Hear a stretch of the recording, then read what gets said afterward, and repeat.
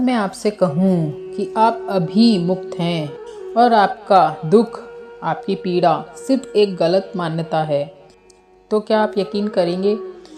रुकिए, अष्टावक्र गीता का अध्याय 1 श्लोक 11 आपकी पूरी सोच उलट सकता है।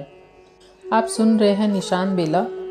अष्टावक्र गीता अध्याय 1 का 11वां श्लोक। मुक्ताभिमानी मुक्तो ही बधो बधाभिमानयपि कीवदन्तिः सत्य या मति सा गतिर्भवेत्। इस श्लोक की एक एक पंक्ति समझते हैं।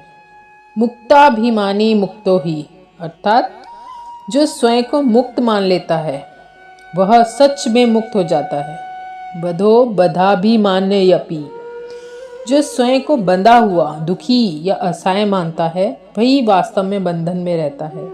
कीवदन्तिः सत्य या यह कोई कल्पना या कहावत नहीं है, बल्कि यह जीवन का गहरा सत्य है। मतिः सा गतिर् भवेत् जैसी हमारी सोच मान्यता होती है वैसी ही हमारी जीवन गति या दशा बन जाती है।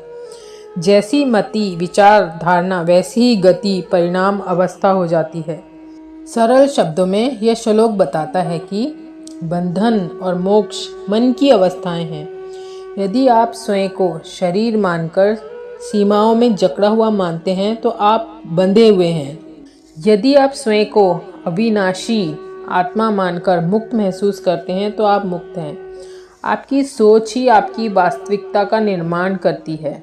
अष्टावक्र ऋषि कहते हैं कि मुक्ति और बंधन बाहर नहीं, हमारी सोच में है। जो व्यक्ति अपने को मुक्त मानता है वही मुक्त हो जाता है, और जो अपने को बंधा हुआ मानता है वही बंधन में जीता है। यह केवल कहने की बात नहीं है, बल्कि जीवन का अटल सत्य है। मन की धारणा ही मनुष्य की दशा और दिशा तय करती है।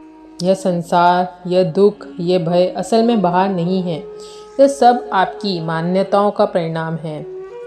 जैसी मान्यता वैसी आपकी वास्तविकता होगी।